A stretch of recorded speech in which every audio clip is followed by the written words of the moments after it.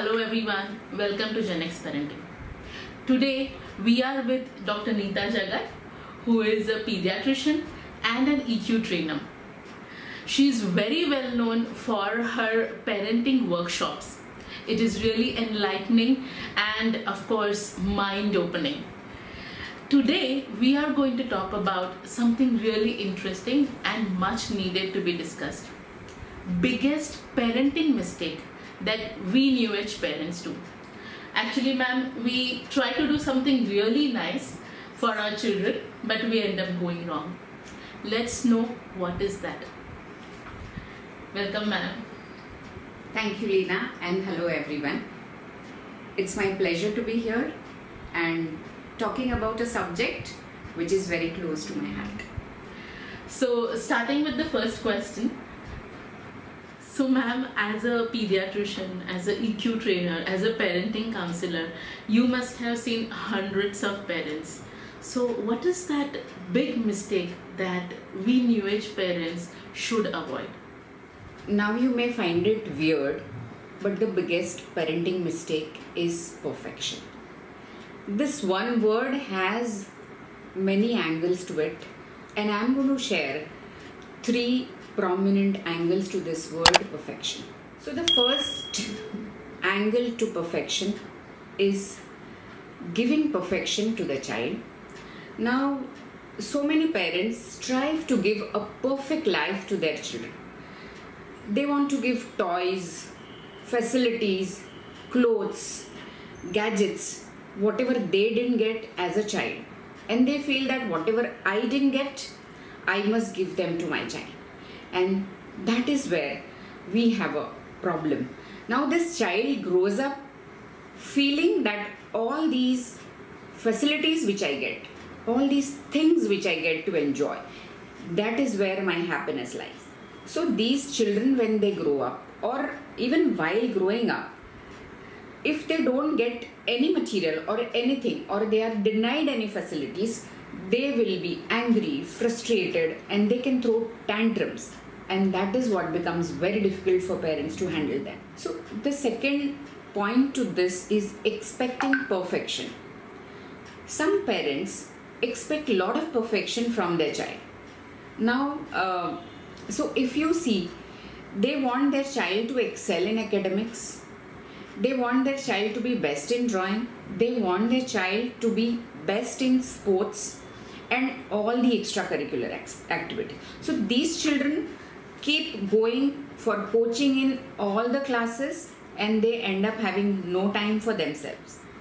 So we know that it is definitely very good to know things beyond your curricular activities, but the overdose of the same would be very, very stressful for the children. So if they do well, it is really stressful for them learning and keeping at that pace. But if they don't do well, then they are frustrated, disappointed, because they may have to face their parents' bad moods or parents' dislikes, and they don't want to disappoint their parents. And some of the children who are not able to express their feelings, emotions, and their views because they want to please their parents, and what happens under this pressure, they choose a wrong career just to please their parents. So another aspect to expecting too much from children is there are some parents who end up helping too much to the child in any task, thinking that there should be no mistake on child's part, and they support so much that child does not really learn how to face problems or how to solve their own problems. Now in this bargain, children, if they face little bit of difficulty, little bit of failure, then they feel very anxious, they feel depressed, and they definitely end up sometimes having suicidal tendencies. So the third aspect to this perfection is preparing a child for perfect successful career and not life. So many parents end up nagging their children continuously to achieve socially acclaimed, successful career. In this bargain, so many children nowadays appear for competitive exams to achieve or to get a high profile job or high profile degrees. Due to this cutthroat competition, more focus is given towards developing skills to improve IQ than to EQ. In this bargain, developing the skills of communication, understanding others' emotions, understanding your own emotions, and managing your emotions. Now, these skills are missed. As they say, you can be hired for your good IQ, but you can be fired for your bad EQ. So, we know that even though good IQ is important, but it is of no meaning if you don't have EQ skills. All the situations which you have described up till now, I'm sure many of us are able to relate to it. So what is your advice to avoid them or to overcome them? Firstly, avoid saying yes to everything. Unfortunately, life doesn't say so. Let them face and handle the word no. Secondly, focus more on making a child emotionally literate. Teach them emotional literacy, that is, understanding and naming their feelings and emotions. Teach them how to recognize others' emotions, how to recognize and manage their own emotions. On our part as parents, we should understand what they feel, accept their emotions, and be empathetic to them. Now, I would like to give you an example here. Suppose if an elder child, about 5th or 6th grade, comes home feeling very sad and not talking, sitting in one corner because he's got less marks in his exams. Now here, some of the parents will say, see, I have been telling you for so long, you are making silly mistakes. You are not focusing on your studies. You are studying all the time. You are playing all the time. Or some of the parents will say, अरे छोड़ दो ना, कोई problem नहीं है. Next time you will get better marks. Instead of doing both these responses, what we should do is be empathetic towards child's feeling. Understand that child is feeling sad and disappointed at this moment. Now, so what we should do is sit next to the child. If possible, hug the child and tell him that I do understand you are disappointed. I do understand you are feeling so sad. Even when I was young and I would get less marks, I would also feel sad. So with this, if you name the feeling and if you accept the feeling, with this child's feeling or emotional intensity will immediately go down.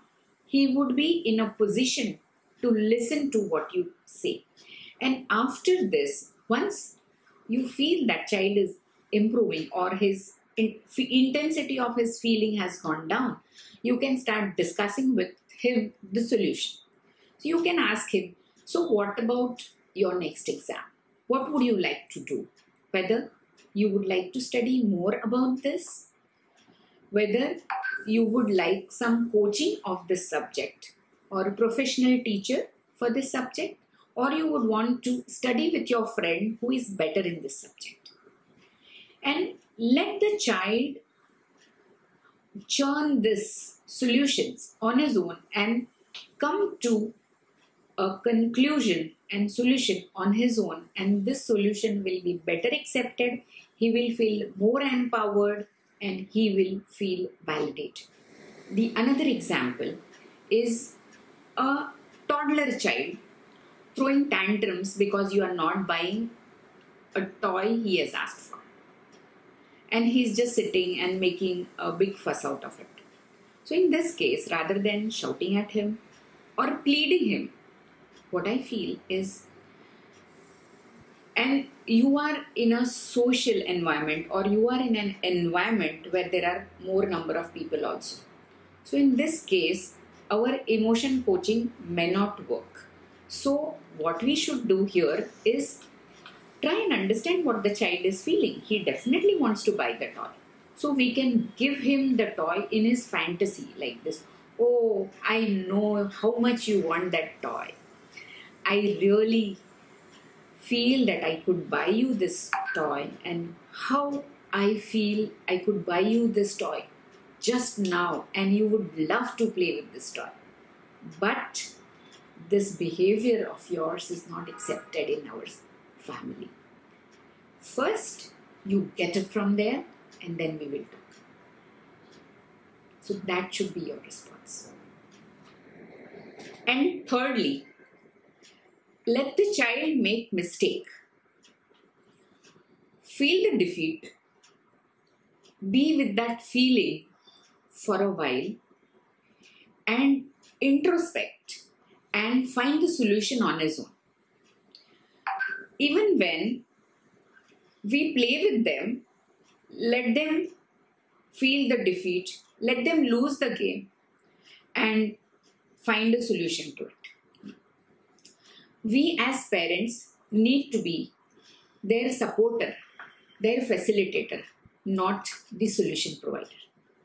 So I sum up the whole session is, my suggestion is, do not strive for perfection. Help your child becoming emotionally literate by teaching them about emotions, accepting their emotions, understanding their emotions, even though they are negative emotions, and help them find a solution by giving them choices and not giving them ready-made solutions. Lastly, be their facilitator or supporter rather than being a solution provider. Thank you so much for this enlightening session. How did you like this session? Do share with us in comments. And if you find these sessions helpful, don't forget to subscribe to GenX Parenting. Thank you so much.